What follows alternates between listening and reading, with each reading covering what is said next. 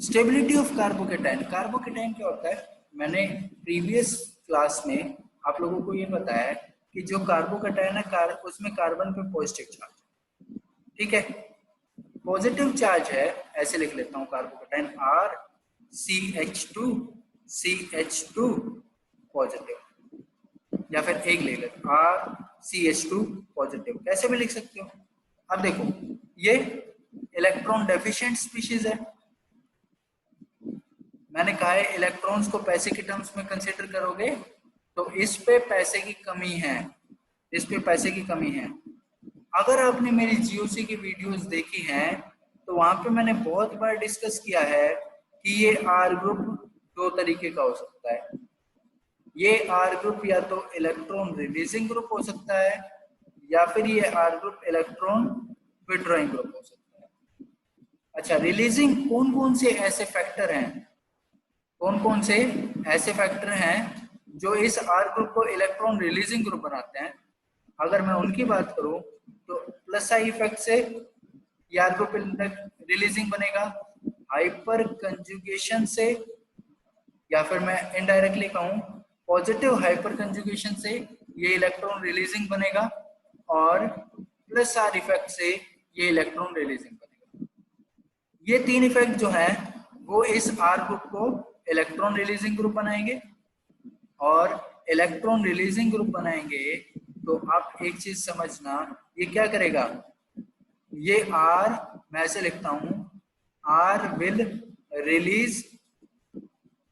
Release electron towards CH2 positive, और R जब CH2 positive को इलेक्ट्रॉन देगा तो मैं ऐसा लिख सकता हूं electron deficiency of CH2 positive. CH2 positive की इलेक्ट्रॉन डेफिशिएंसी जो है वो क्या हो जाएगा, डिक्रीज कर जाएगी। और अगर CH2 पॉजिटिव की इलेक्ट्रॉन डेफिशिएंसी डिक्रीज कर गई तो मैं ऐसे कहूंगा electron releasing group will increase the stability of carbocation. क्यों स्टेबिलिटी बढ़ाएंगे भाई, पैसों के टर्म्स में समझना। CH2 पॉजिटिव पैसों की कमी है, यार ग्रुप क्या कर रहा है, यहाँ पैसे ट्रांसफर कर रहा है इसको, और किसी गरीब आदमी के पास अगर पैसों की कमी होती है, उसको अगर कोई इंसान पैसे ट्रांसफर करता है तो उसकी स्टेबिलिटी जो होती है वो बढ़ जाती है। इसी तरीके से इस CH2 पॉजिटिव पे इलेक्ट्रॉन्स की कमी है, ये R ग्रुप इस CH2 को इलेक्ट्रॉन ट्रांसफर करेगा तो इसकी इलेक्ट्रॉन डेफिशिएंसी जो है वो डिक्रीज कर जाएगी, और इलेक्ट्रॉन डेफिशिएंसी डिक्रीज करेगी तो स्टेबिलिटी जो है वो इंक्रीज कर जाएगी। अगर इलेक्ट्रॉन विड्रॉइंग ग्रुप का केस लेता हूं तो इलेक्ट्रॉन विड्रॉइंग या तो ये -I से हो सकता है या फिर -R से हो सकता है। रिलीजिंग के केस में मैं +R तो लिख रहा हूं, +R के साथ साथ कंजुगेशन भी लिखूंगा, कंजुगेशन से भी इलेक्ट्रॉन रिलीज हो सकते हैं, जैसा आपने एक एग्जांपल ये पढ़ा, ठीक है। तो इन दो इफेक्ट से क्या हो सकता है, इन दो इफेक्ट से क्या होगा आपको पता है, क्या होगा इन दो इफेक्ट से R विल विड्रॉ करेगा electron from CH2 positive. CH2 positive से R क्या करेगा, इलेक्ट्रॉन्स को विड्रॉ करेगा। अब मुझे एक बात बताना, अगर R जो है CH2 से इलेक्ट्रॉन्स को विड्रॉ करेगा तो इसकी इलेक्ट्रॉन डेफिशिएंसी जो है, किसकी, CH2 पॉजिटिव की इलेक्ट्रॉन डेफिशिएंसी जो है वो बढ़ जाएगी।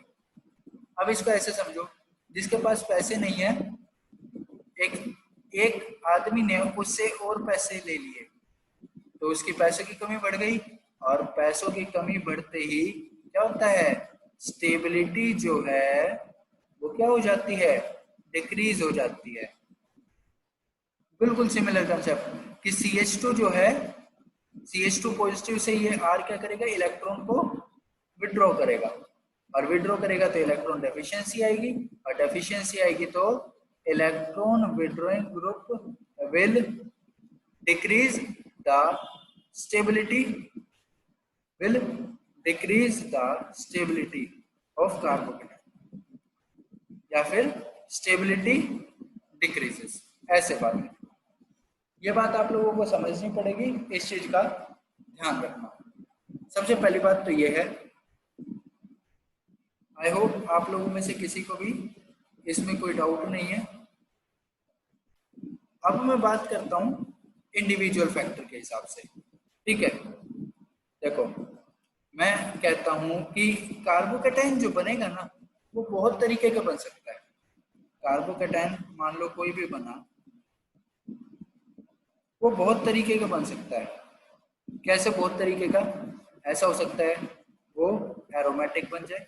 एरोमेटिक कार्बोकेटाइन्स भी आप लोगों ने पढ़े होंगे, जैसे साइक्लोहेप्टाट्राइनाइल कैटायन, साइक्लोहेप्टाट्राइनाइल कैटायन एरोमेटिक बन सकता है। ऐसा कोई कार्बोकेटाइन बन सकता है जिसमें सिर्फ रेजोनेंस हो। ऐसा कोई कार्बोकेटाइन बन सकता है जिसमें सिर्फ रेजोनेंस हो। जैसे देखो, इस तरीके का कार्बोकेटाइन CH2 पॉजिटिव OCH3, इसमें क्या है? इसमें प्लस आर इफेक्ट है, ठीक है। अच्छा, एक और एग्जांपल लेता हूं, देखना अगले कार्बोकेटाइन का CH2 पॉजिटिव, इसके अलावा CH3, इसमें क्या है? इसमें हाइपर कंजुगेशन है।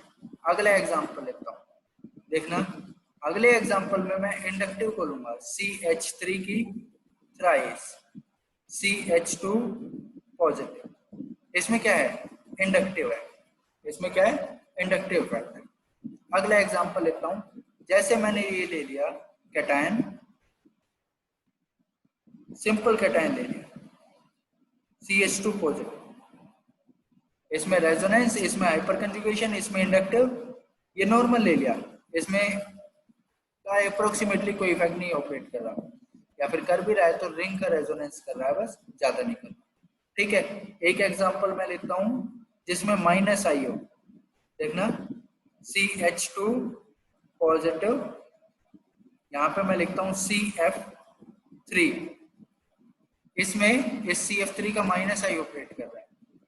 इसके अलावा एक कैटायन लिखता हूं मैं CN CH2 पॉजिटिव, इसमें इस CN का माइनस आर ऑपरेट कर रहा है, ठीक है। तो इतनी सारी कैटेगरीज के आपको कार्बोकेटाइन। अच्छा, एक कैटायन और लिखता हूं मैं, ये जो कैटायन है ये एंटी एरोमेटिक है।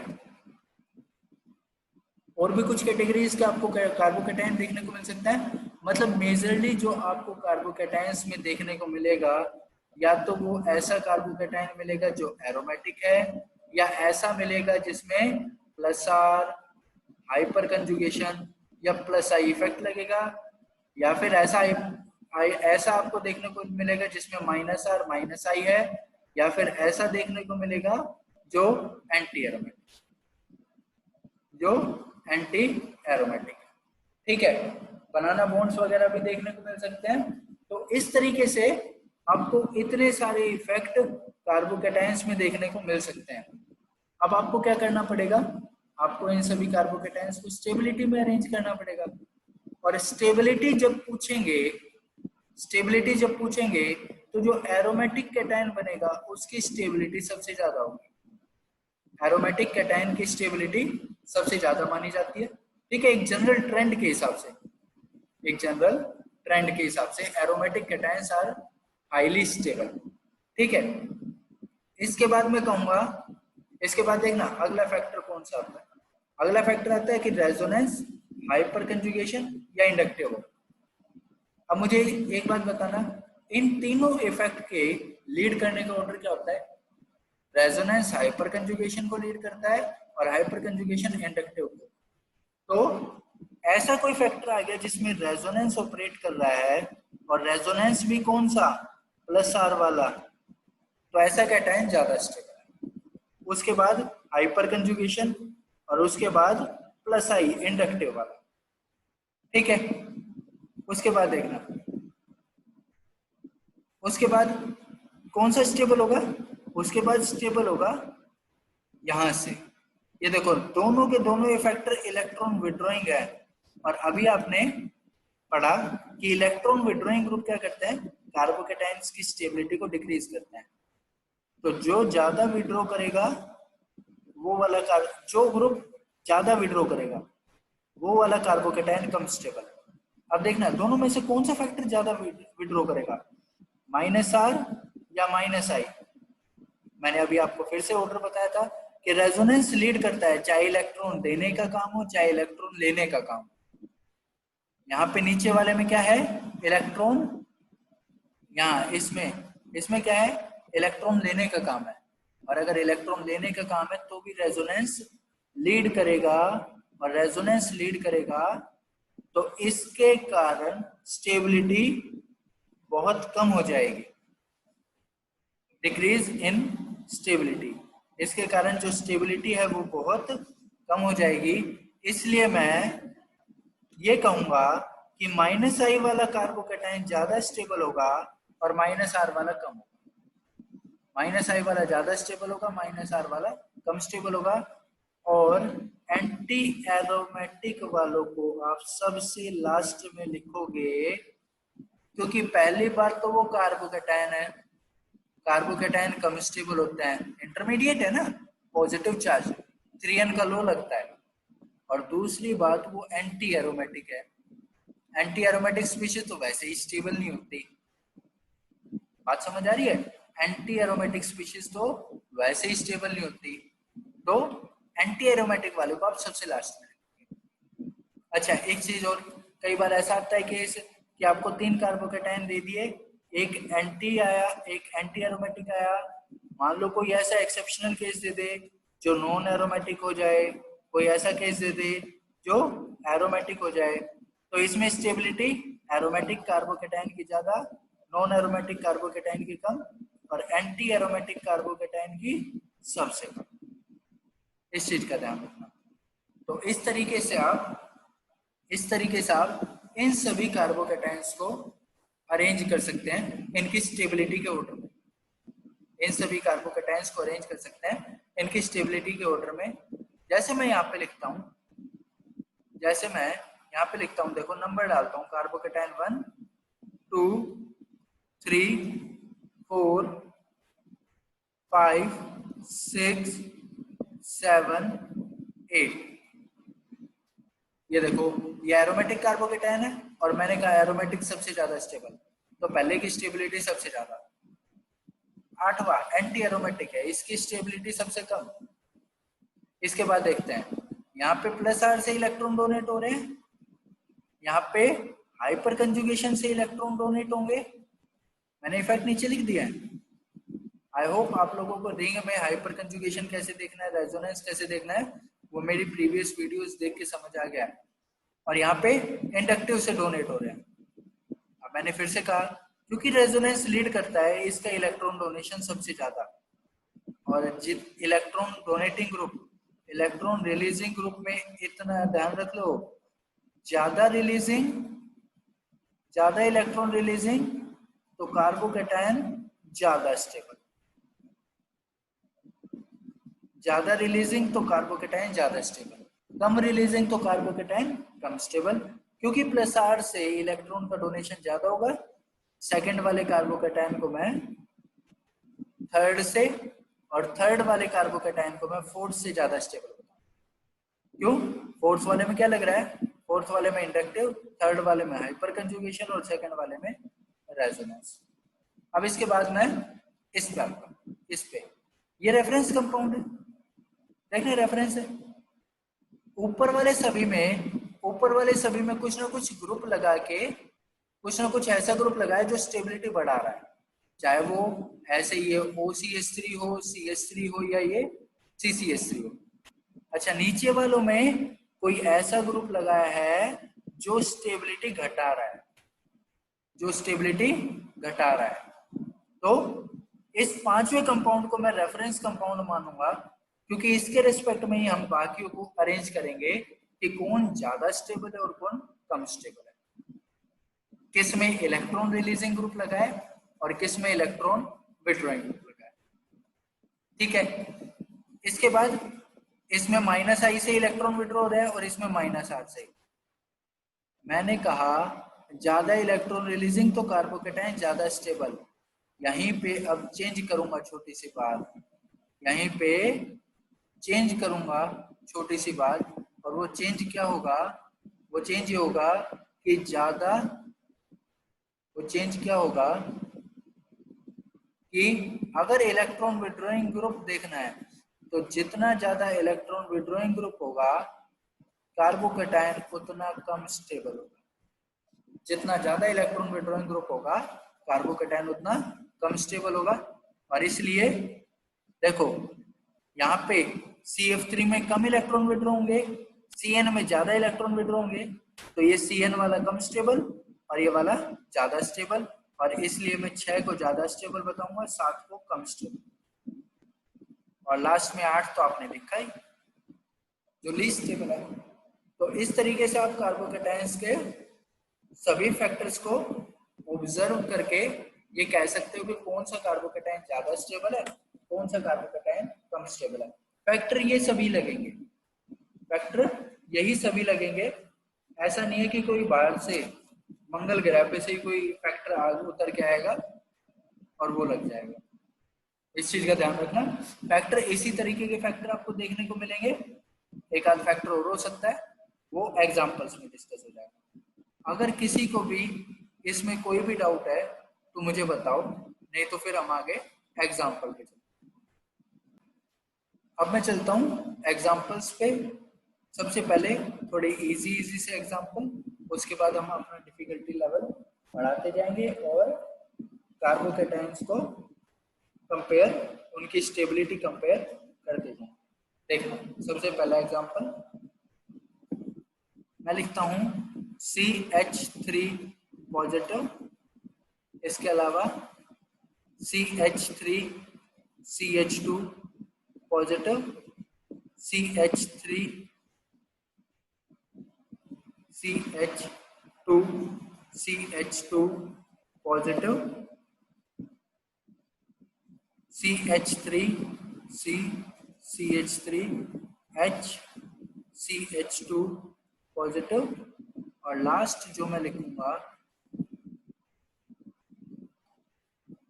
एक मिनट,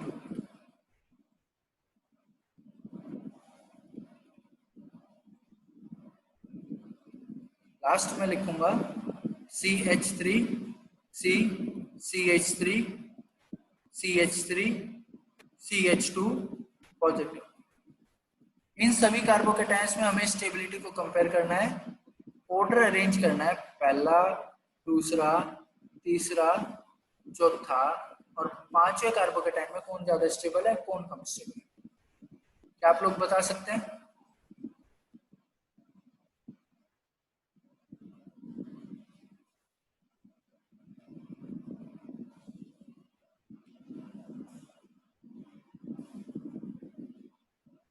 क्या आप लोग बता सकते हैं कौन सा ज्यादा स्टेबल है, कौन सा कम स्टेबल है?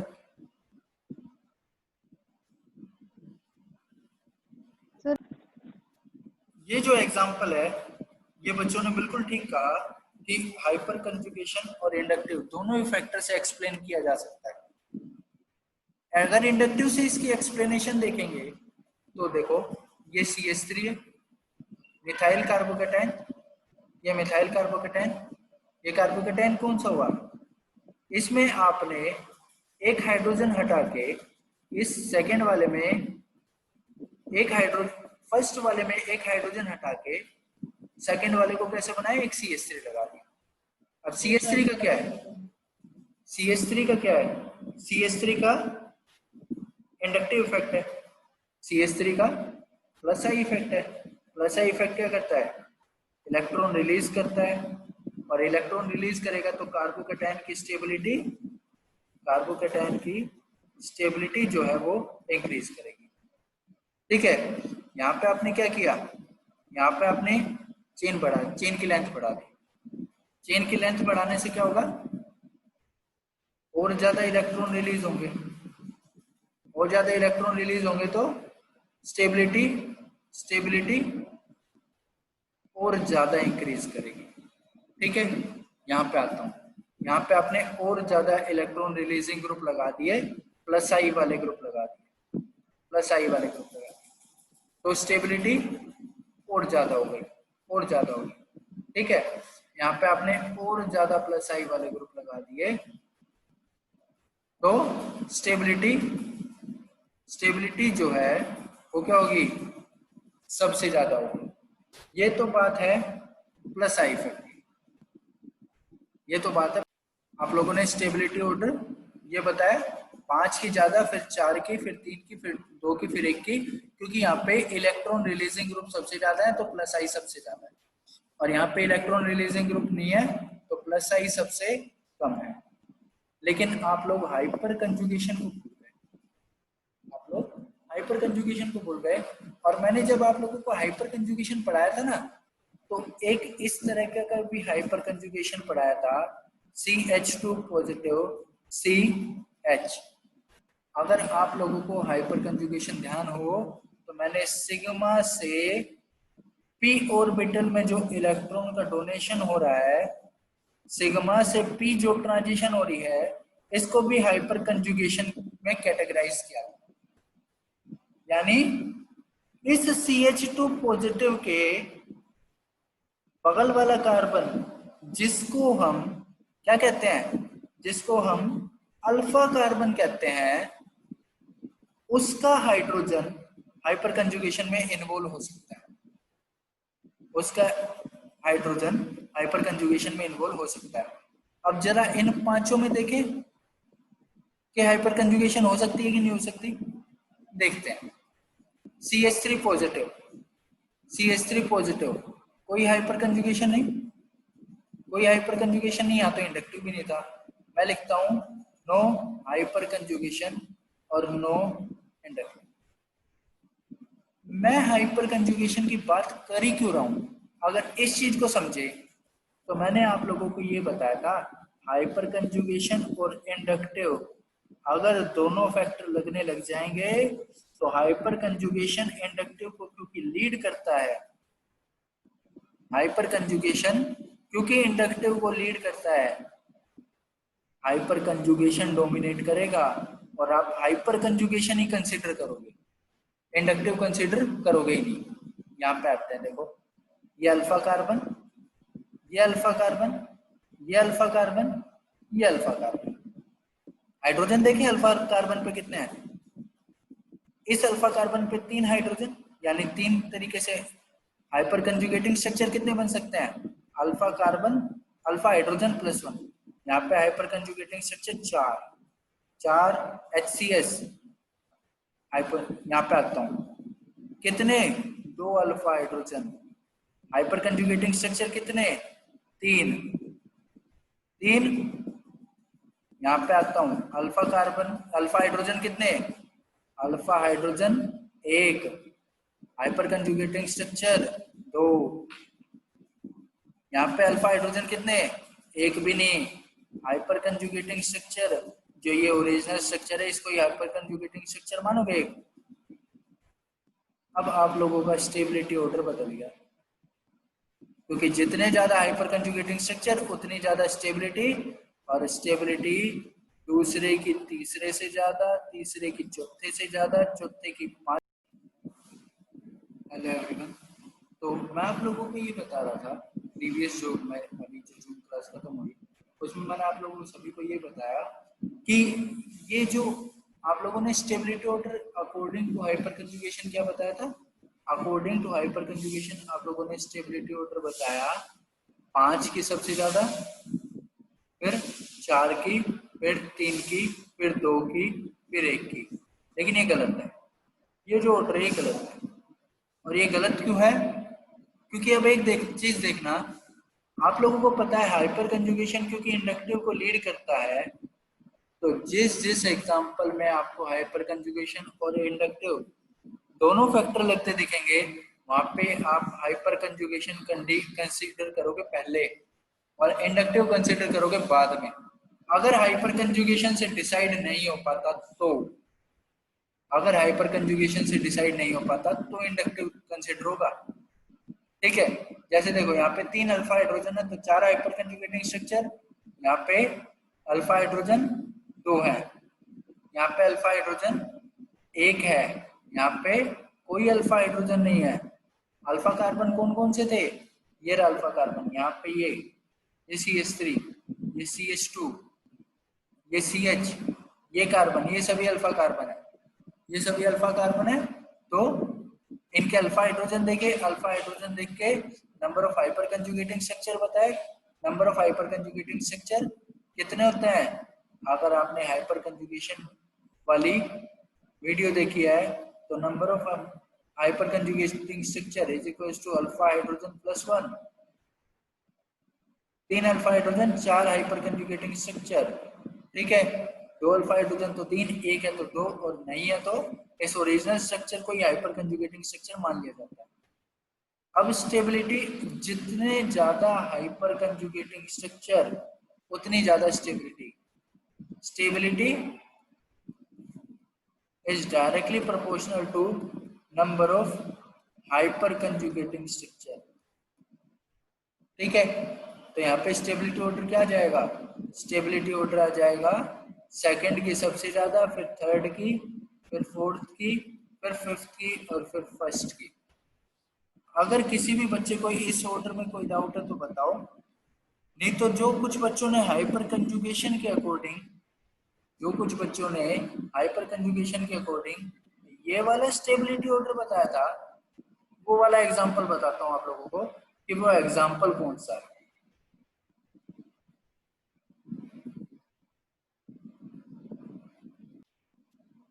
देखना एक बार, जो एग्जांपल आप लोग कह रहे थे वो एग्जांपल देखना। मैं इसको हटाता हूं, मैं इसको हटा देता हूं, ठीक है। अब मैं एग्जांपल लिखता हूं और आप मेरी बात से एग्री करेंगे। CH3 positive, CH2 positive, CH3, CH3, C, CH3H positive और CH3, C, CH3, CH3 positive. Difference देखना भाई, एक एक कार्बन का डिफरेंस आ रहा है। आई होप आप लोगों को कार्बन का डिफरेंस नजर आ रहा है। अब मैं लिखता हूँ फर्स्ट, सेकंड, थर्ड और फोर्थ में आपको कंपेयर करना है कि किसकी स्टेबिलिटी ज्यादा और किसकी स्टेबिलिटी कम। तो मैं देखता हूँ, मैं यहाँ लिखता हूँ, देखना यहाँ पे ये भी अल्फा कार्बन, ये भी अल्फा कार्बन, ये भी अल्फा कार्बन, इस पे 3 हाइड्रोजन, इस पे 3 हाइड्रोजन, इस पे 3 हाइड्रोजन, टोटल अल्फा हाइड्रोजन 9। ये भी अल्फा, ये भी अल्फा, टोटल अल्फा हाइड्रोजन 6। ये अल्फा, टोटल अल्फा हाइड्रोजन 3 और 9 अल्फा हाइड्रोजन। अगर हाइपर कंजुगेटिंग स्ट्रक्चर्स की बात करूंगा तो इसके हाइपर कंजुगेटिंग स्ट्रक्चर कोई बनेगा ही नहीं, एक ही इसका ओरिजिनल स्ट्रक्चर ही रहेगा जिसको मैं इसका HCS मानूंगा। इसके 4, इसके 7 और इसके 10। आप लोगों को अभी बताया जितने ज्यादा हाइपर कंजुगेटिंग स्ट्रक्चर उतनी ज्यादा स्टेबिलिटी, और स्टेबिलिटी का ऑर्डर अरेंज करूं तो चौथे की ज्यादा, तीसरे से, फिर सेकंड और फिर फर्स्ट। ये आपका स्टेबिलिटी का ऑर्डर आ जाएगा। इस चीज को ध्यान रखना और इसका स्क्रीनशॉट ले लो। मैं फिर नेक्स्ट एग्जांपल पे चलता हूँ। मैं